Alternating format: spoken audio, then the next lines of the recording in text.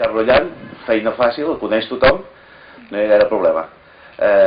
Tothom sap que està en els programes de Catalunya Ràdio, a l'Ofici de Viure, el fan cada dia, de dilluns a divendres, és un col·laborador habitual, i bueno, tenir-lo que presentar, doncs ja us dic, és una feina fàcil perquè tothom el coneix. Agrair-li la seva presència, agrair la vostra presència i comencem la conferència. És el budisme a l'art de viure. Moltes gràcies.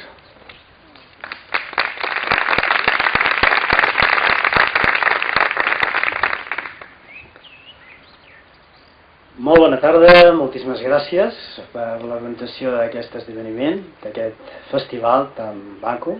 Gràcies a tothom per la vostra assistència, benvinguts. Bé, com deia, tasca fàcil presentar-me, però no és tan fàcil.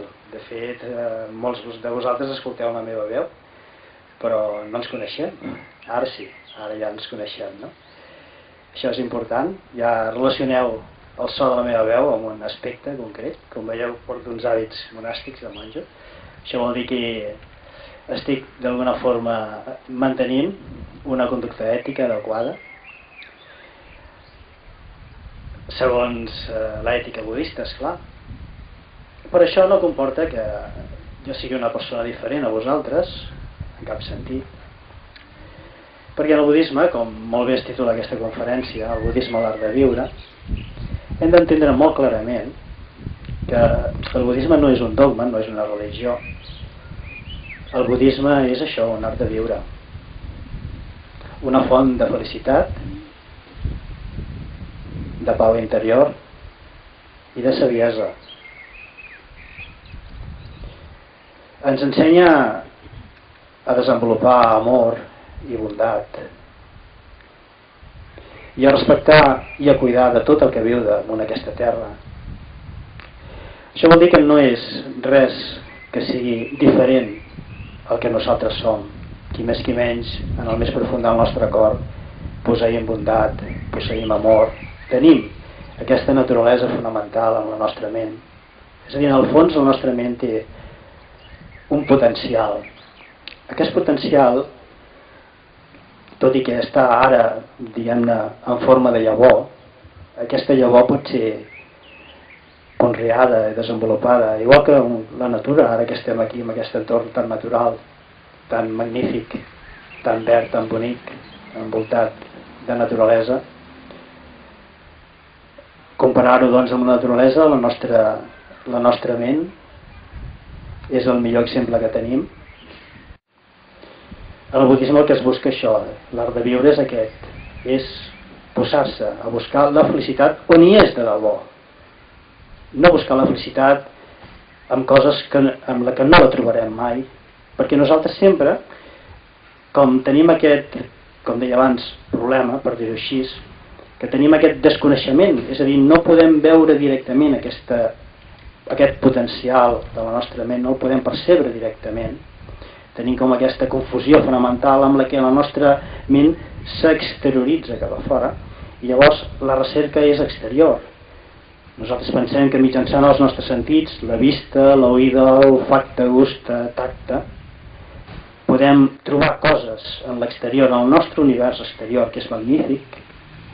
Podem trobar coses que realment ens donin una satisfacció plena. Però les condicions de l'univers extern que podem nosaltres percebre mitjançant els nostres sentits, bàsicament és la transitorietat. No hi ha res que romangui permanent per sempre. Tot està constantment canviant. És una llei natural, és així, no hi ha res de dolent amb això. Però clar, si nosaltres basem la recerca de la nostra felicitat amb l'obtenció d'aquesta felicitat amb les coses exteriors, necessitem que això sigui per sempre i permanent, una cosa que ens satisfagui per sempre. Però, com veiem que les coses són transitòries i canvien, si nosaltres, per exemple, basem la nostra felicitat o el nostre plaer amb una flor, el gaudiment de la vista, el color, la forma, l'olor, el tacte de la flor, per exemple, doncs tard o d'hora aquesta flor es va marcint i canvia i llavors el gaudiment sensorial que podem tenir nosaltres i el plaer que ens pot produir s'acabarà també a mesura que aquesta flor canvia. I de fet no volia donar ensenyances, es va quedar molt tranquil a Gaia, a la Bodh Gaya, sobre l'arbre de l'il·luminació, l'arbre Bodhi. Estava meditant, vivia la vida molts dies després d'haver assolit aquesta plenitud, no? Estava molt a gust, però bueno, va veure que la gent se li apropava i li preguntaven com ho havia assolit, perquè es veu que tenia cert tipus de diguem, un magnetisme, o comunicava cert tipus de... que se'l veia feliç, no? Se'l veia satisfet. I per això la gent se li adreçava i li preguntaven com ho havia assolit, no?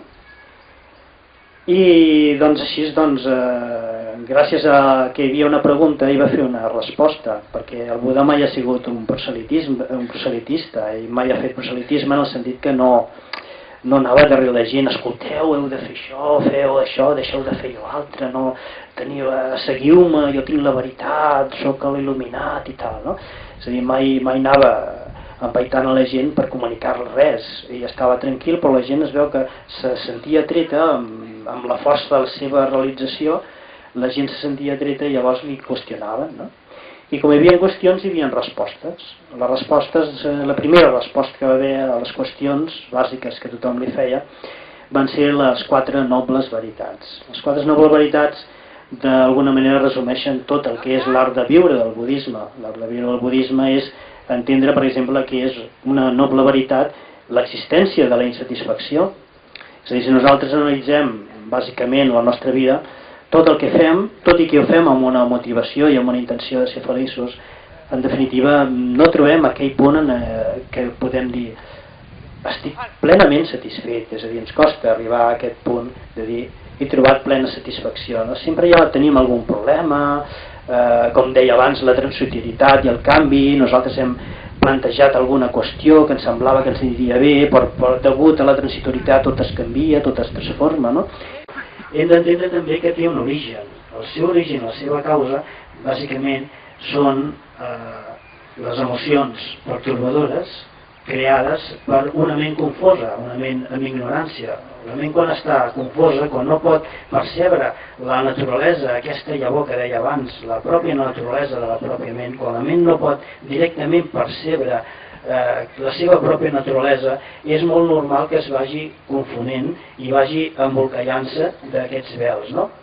És a dir, l'origen de la insatisfacció són aquests vels que es van produint per causa i raó de l'existència d'aquesta dificultat de percebre directament la naturalesa del nostre propi ment. I aquestes són les 2 primeres nobles veritats que el Buda va ensenyar, que és, llavors és quan entenem això, quan entenem quin és el nostre problema, és a dir, la nostra insatisfacció, l'existència de la nostra insatisfacció, i hem vist quin és l'origen i la causa de la nostra insatisfacció, doncs tenim les 2 següents nobles veritats per treballar. El nostre art de viure, en aquest cas, és entendre que si bé tenen la insatisfacció i el sofriment té un origen, també té una cessació. Llavors la cessació és l'eradicació completa d'aquesta ment dualista, d'aquesta ment confosa i de les emocions pertorbadores que ens fan actuar i crear totes aquestes energies negatives, les quals produeixen resultats i resultats i resultats de més i més i més problemes.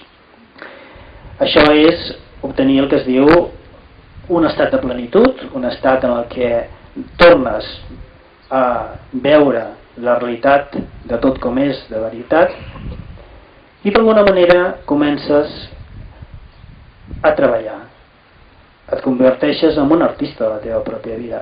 I llavors aquí tenim la 4a noble veritat, que és la veritat de la sendera que du a la cessació del sofriment. Bàsicament són 8 senderes que es poden resumir en 3 adiestraments o ensinistraments de la nostra ment. El primer seria l'ensinistrament en ètica, el segon seria l'ensinistrament en concentració i el tercer seria l'ensinistrament en saviesa. És a dir, aquesta seria la 4a noble veritat, la sendera que du infal·liblement a la felicitat o a acabar amb el sofriment i la insatisfacció. Llavors hem de veure que dintre del budisme l'art de viure és això, és aplicar aquests 3 tipus d'ensinistrament. Ensinistrament amb ètica, què vol dir ensinistrament amb ètica? Ensinistrament amb ètica vol dir ser molt conscients sempre de no fer mal als altres. Bàsicament és això és l'ètica budista. Dintre de l'ètica budista doncs tenim per exemple eliminar les 10 accions negatives bàsiques, que hi ha 3 que són del pensament, 3 del pensament, 4 de la parla i 3 de l'acció física. Començarem per les de l'acció física. Les 3 accions negatives del cos que hem d'eliminar, i hem de deixar de fer-les, però hem de començar a fer les contràries. Les que hem d'abandonar són, per exemple, matar. Tothom entén que no és gens ètic acabar amb la vida dels altres, per una senzilla raó, perquè tothom tenim una vida que la necessitem per alguna raó. Nosaltres estem parlant ara de que nosaltres posseïm un potencial amb la nostra ment. Si pensem que tots els éssers tenen ment, tots els éssers tenen aquest potencial. Si algú està experimentant una existència en concret, ja sigui d'ésser humà, d'animal o quina sigui la seva existència, és perquè en aquest moment està en un estat que necessita tenir aquesta experiència en concret, no? És a dir, no només es tracta de deixar de matar o d'acabar o de cooperar amb que els altres puguin perdre la seva vida, encara que tu no matis directament. Qualsevol acció que encara que tu no la facis directament comporti la pèrdua de la vida dels altres, doncs també cal que l'abandonis. I això és un art de viure, perquè llavors busques recursos i busques maneres, busques formes de desenvolupar activitats i accions que afavoreixin el cuidar de la vida dels altres, incrementar la seva prosperitat, que puguin tenir salut. Per exemple, aquí tenim molta gent que està ficada en tallers, en teràpies, en tècniques que ajuden i faciliten el que els altres puguin tenir una vida saludable i inclús allargar la vida, no? Què millor que això, que poder viure molts anys i poder meditar molt i molt i molt de temps en aquesta vida, no? Perquè tindrem més i més i més bons resultats i podrem ajudar més i més als altres, creant moltes bones energies. Llavors, bueno, seguim amb això, amb l'ètica. La primera d'aquesta era abandonar el matar i fer coses que afavoreixin la vida dels altres. La segona del cos seria abandonar el robar. Òbviament a ningú ens agrada que ens prenguin les coses que són nostres, tot i que molts diuen que no hi ha coses de ningú, que tot és de tothom, no? Però bueno, si tens una cosa que és teva, no, ara i t'ho prenen, o tu deixes alguna cosa, la deixes en préstec i no te la tornen, doncs per exemple et senta molt malament, doncs això es crea una energia molt negativa, cosa que s'ha d'evitar. I si deixes de robar, doncs el que has de fer és ser generós, aprendre a ser generós, saber donar, perquè nosaltres sempre tenim coses en excés o tenim moltes coses que ens sobren i en lloc d'acaparar-les i deixar-les tancades o guardades, doncs els podem compartir amb els altres sense cap problema. I això seria doncs, una bona energia, havent deixat l'energia negativa de robar, doncs desenvolupar la bona energia de ser generós. La tercera que tenim del cos també és molt senzilla d'entendre, tot i que pot crear polèmica, és no tenir una conducta sexual perjudicial que faci mal, no? Al dir això em refereixo a que hi ha moltes formes de sexualitat. La bona sexualitat seria la que fa bé, la que crea benestar, la que produeix, incrementa l'energia, i la mala sexualitat o la que fa mal seria doncs aquella que produeix que les altres parelles es desfacin, que es faci mal, que s'obligui a l'altre a tenir una relació quan no la vol. Tot això fa que la relació sexual no sigui adequada. Bueno, aquests són matisos, poden haver-hi molts, però bàsicament és a dir, no fer mal als altres mitjançant la conducta sexual. Per contra ja veiem que doncs, un es pot abstenir o un es pot dedicar a tenir una relació sexual amb la seva parella plena i saludable, i això està molt bé. I llavors ja entrem amb les de la parla. Les 4 accions que hem d'abandonar de la parla, una és dir mentides. Òbviament dir mentides a ningú li senta bé que t'enganyin. Per exemple, seria fatal si a algú li dius sí, mira, has de baixar per aquí perquè vas a les teràpies, resulta que hi ha un barranc i cau un barranc avall i es fa mal, Quina gràcia li farà que li digues una mentida, no? doncs veiem que hem d'evitar la mentida i hem de dir sempre la veritat. Sempre la veritat també vol dir doncs, que a vegades si una persona, segons com li dius una cosa, li pot fer mal, també hem d'evitar dir la veritat cruament. Hem de ser molt ètics en aquest sentit.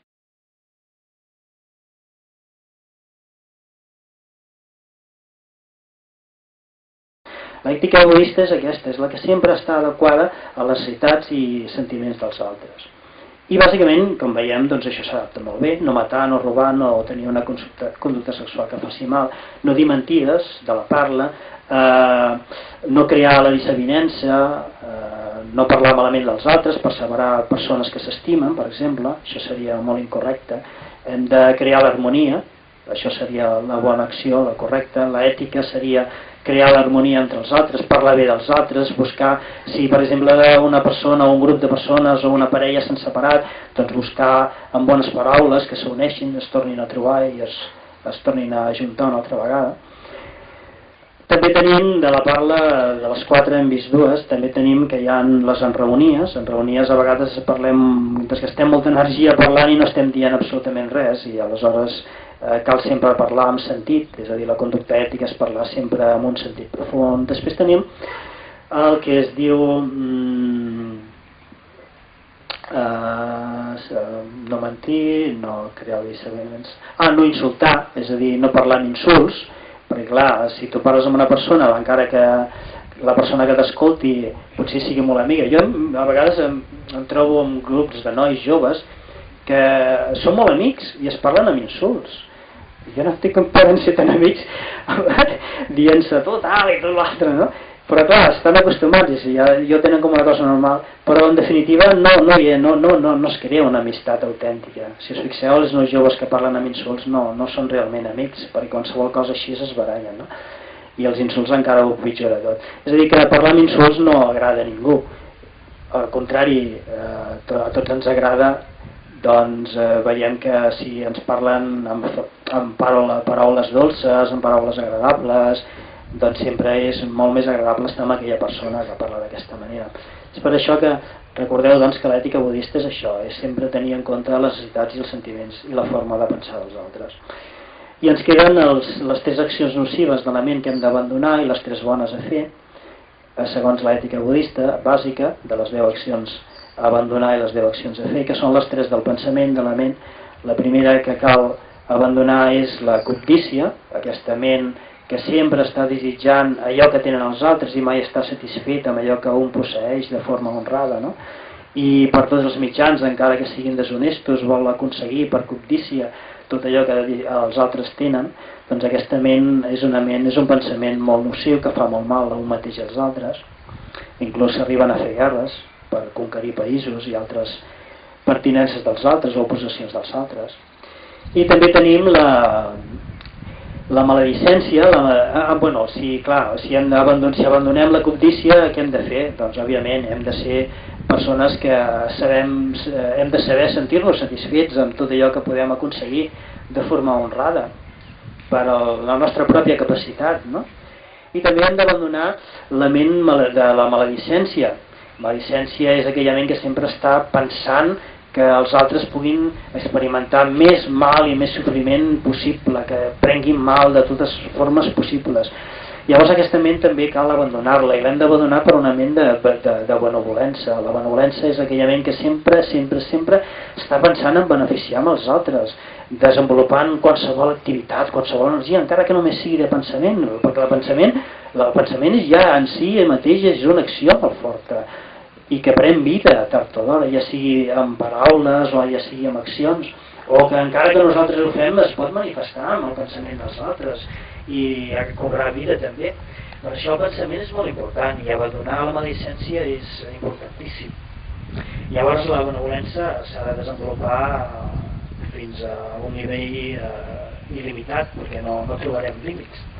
I també ens trobarem que tenim una ment que moltes vegades desenvolupa conceptes erronis. Els conceptes erronis, per exemple, no confiar en l'existència de la llei natural de causa i efecte, el que es diu el karma, no? És a dir, totes les coses, totes les accions creen, produeixen, causen el resultat.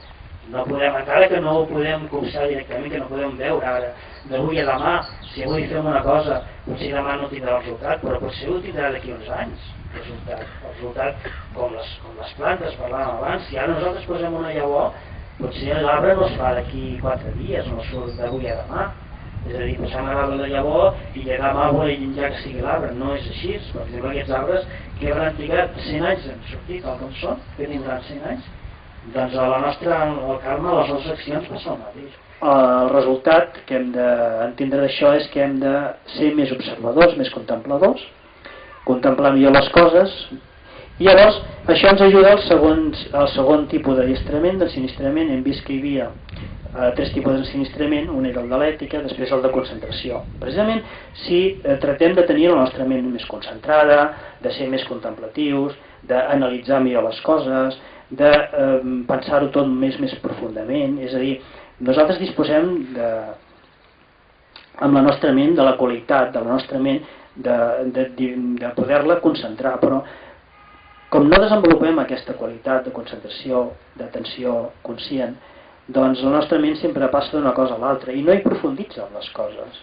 Nosaltres si volem extreure de qualsevol cosa, si la contemplem continuadament, podrem inclús entendre i veure directament com aquella cosa es produeix.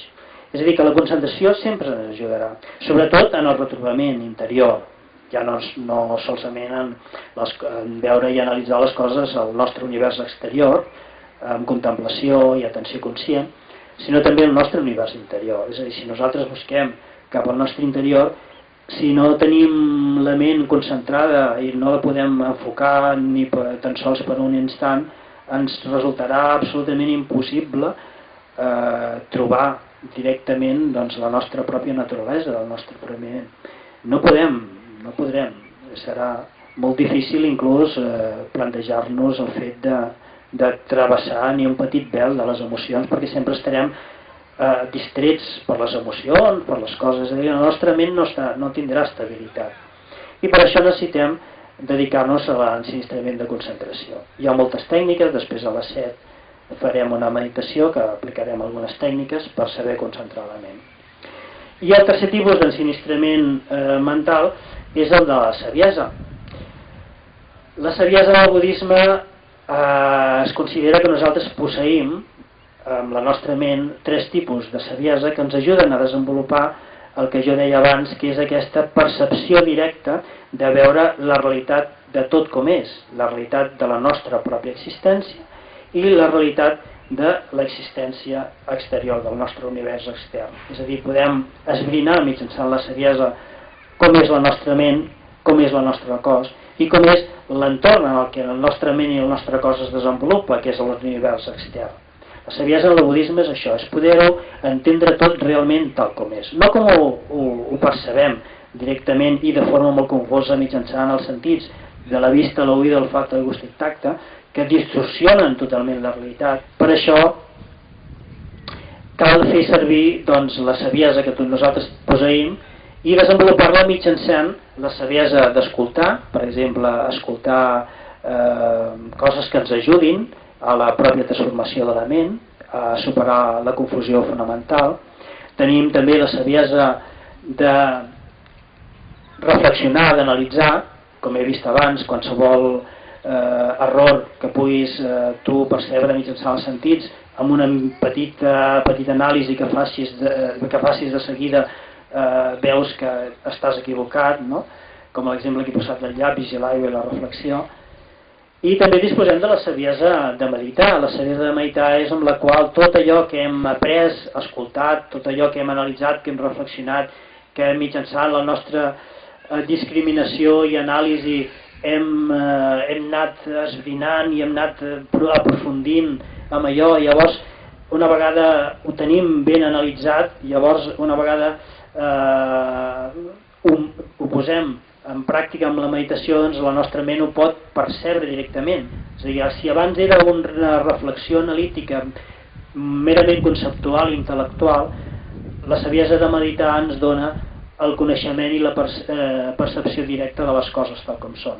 I això és un art de viure. Això és un art de viure perquè si us hi fixeu, doncs, com deia abans, no és cap religió, ni és cap dogma.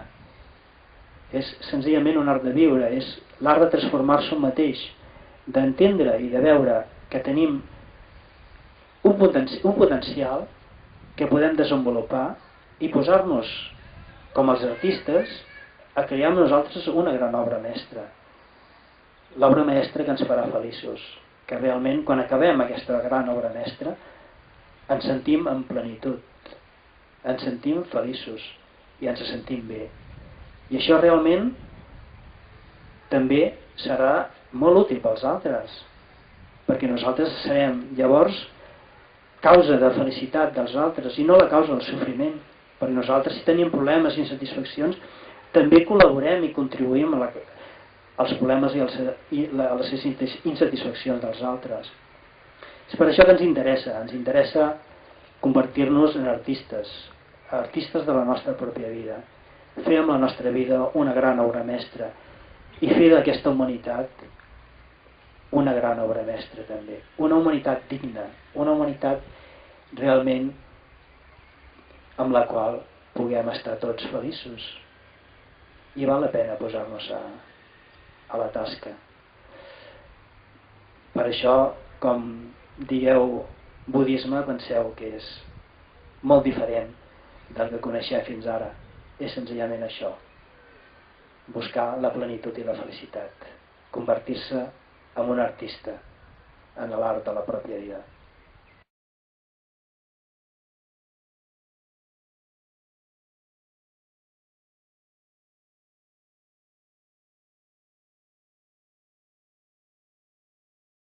Molt extenses.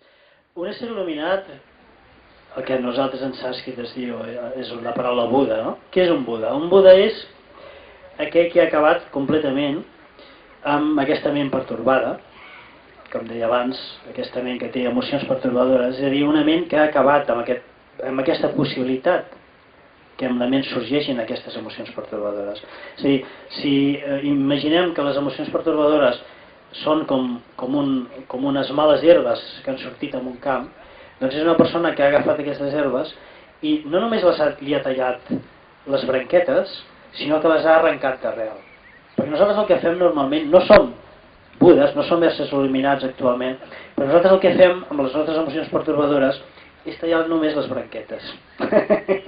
Però com la naturalesa mateix, com més talles les branques, més surten. Què vol dir això? Que nosaltres, per exemple, una vegada ens empipem, tot i que sabem que no ens agrada empipar-nos i acabem i deixem d'empipar-nos i posem certa solució, tard o d'hora ens tornem a empipar. Això vol dir que és tallar les branquetes. Però un Buda no. Un Buda ha anat profundament amb la seva ment i el que ha fet és arrencar d'arrel aquesta possibilitat. És a dir, que amb la seva ment ja no hi ha cap forma en què es produeixi cap tipus d'emoció pertorbadora. Això és el primer pas. I el segon pas és que dintre del potencial que hi ha amb la seva pròpia ment ha fet sorgir totes les bones qualitats de forma magnífica. I això li dona saviesa, amor, compassió i qualsevol tipus de bona qualitat que tu puguis imaginar-te. Això és un Buda. Amb la paraula tibetana és una mica més descriptiva. La paraula sànscrita vol dir una persona que ha estat desperta, desperta en el sentit d'haver despertat d'aquesta confusió, no? Que ha despertat. És com si ara estiguéssim nosaltres sota l'influxe o la nostra ment estigués posseïda per aquestes emocions pertorbadores i la confusió i la ignorància, no? I el Buda vol dir això, que està despert, que ja ha despertat, que ja ha superat tot això.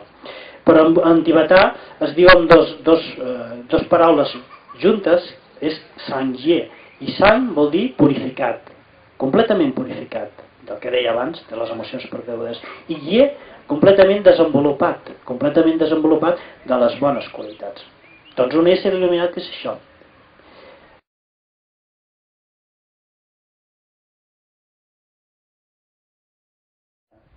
Tot el que he dit és una forma de transformar la ment. Però si nosaltres tenim problemes, si ens fiquem en problemes, és perquè no pensem en les conseqüències que poden tenir les accions que nosaltres fem. És a dir, és bàsicament per no conèixer el karma, acció, causa i efecte. És a dir, no sabem que nosaltres fem accions i aquestes accions no sabem que causaran uns efectes concrets. Si nosaltres ens fiquem els problemes, són les accions que nosaltres estem creant. És a dir, que tindran conseqüència, tindran resultat. Si nosaltres estem experimentant problemes, no podem donar la culpa als altres de que siguin els creadors dels nostres problemes. Nosaltres sempre tenim la molt mala costum de posar les culpes als altres. Nosaltres som sants, els altres tenen sempre la culpa. I això és un greu error. Si nosaltres mirem que som els creadors de les nostres pròpies accions i que les nostres pròpies accions són la causa dels resultats que esdevindran en el futur, doncs òbviament només amb aquest coneixement clar d'això, com deia abans, encara que no sigui en aquesta vida, que pugui esdevindre en un futur molt llunyà, doncs què passarà? Doncs que serem una miqueta més coherents amb aquesta realitat i amb aquest enteniment i farem els possibles de deixar de realitzar accions que causin efectes que creïn problemes, que ens creïn a nosaltres i als altres problemes i insatisfaccions. És a dir, serem més coherents amb la nostra pròpia realitat. Llavors no farem accions negatives i farem accions positives, d'això es tracta. Per això dic que en el nostre dia a dia aquest art de viure és això, és realitzar completament que les nostres accions causen els resultats que nosaltres mateixos experimentem. Aquí ara, el que som aquí ara, és el resultat de les nostres pròpies accions. És a dir, que nosaltres no, la societat no és una cosa que estigui feta fora i que nosaltres tinguem de suportar i de patir la societat. Tots nosaltres estem creant la societat amb les nostres pròpies accions. Si la societat no està fallant per totes bandes és perquè nosaltres no som persones absolutament, no sabem transformar les nostres emocions, no sabem gestionar les nostres emocions i no sabem actuar de forma que es puguin crear societats molt més eficaces en el sentit de que la gent pugui experimentar felicitat.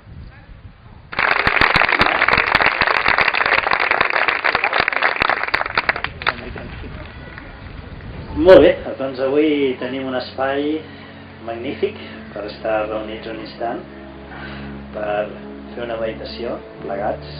Ja sabeu que les meditacions en grup sempre tenen molt bons resultats. Normalment s'acumula molta energia, ens inspirem uns als altres, sempre ens hi fixem una miqueta el que està al costat i el veiem molt inspirat meditant i això s'inspira, ens ajuda una mica.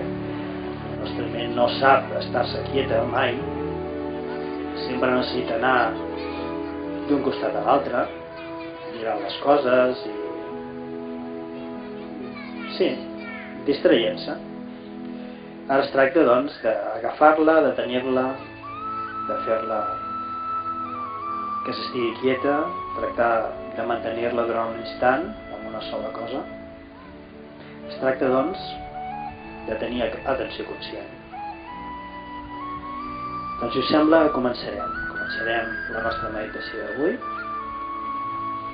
Ens caldrà asseure còmodament, això és important.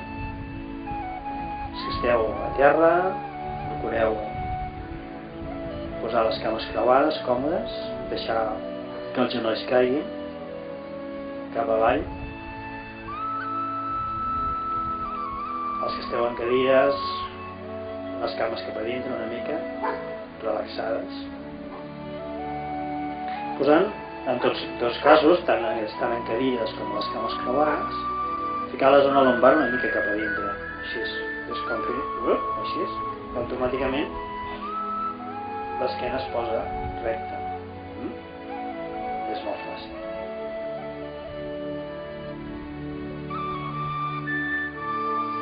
Les mans les podem deixar relaxadament posades damunt el genoll, dels genolls, o bé si feu aquest gest de concentració, que és la mà esquerra així girada cap damunt, palmell amunt, la dreta damunt, l'esquerra amb els dits posats junts també, però ho poseu a la falda, ho estic mostrant aquí damunt, però és a la falda. Vale? Això ens ajuda a distendre les espatlles, estirar una mica el clatell, posar així el cap una mica cap avall. També la mandíbula relaxada, amb els llavis junts, tocant-se un amb l'altre. La llengua la posem cap amunt, al paladar, la punta, tocant l'arrel de les dents superiors.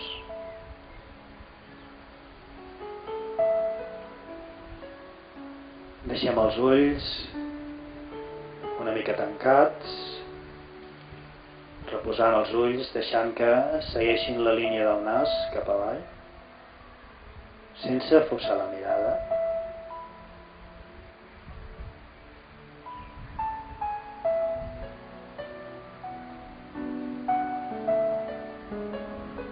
I estem un instant ara tractant de fer aquesta postura còmoda,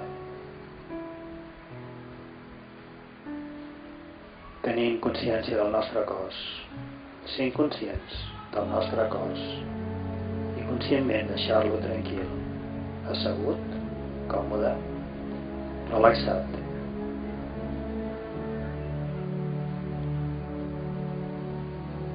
Anirem seguint a poc, des dels peus fins al nostre cap, al nostre cos. I el anem relaxant.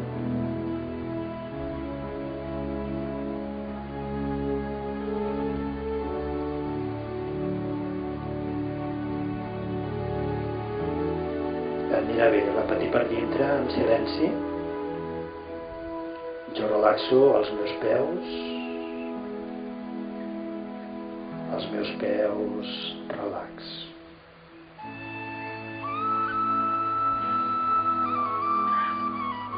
Relaxo les meves cames,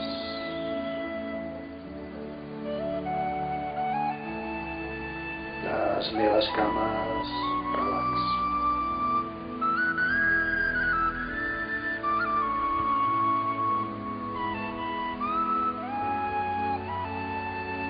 Relaxo la meva cintura, relax.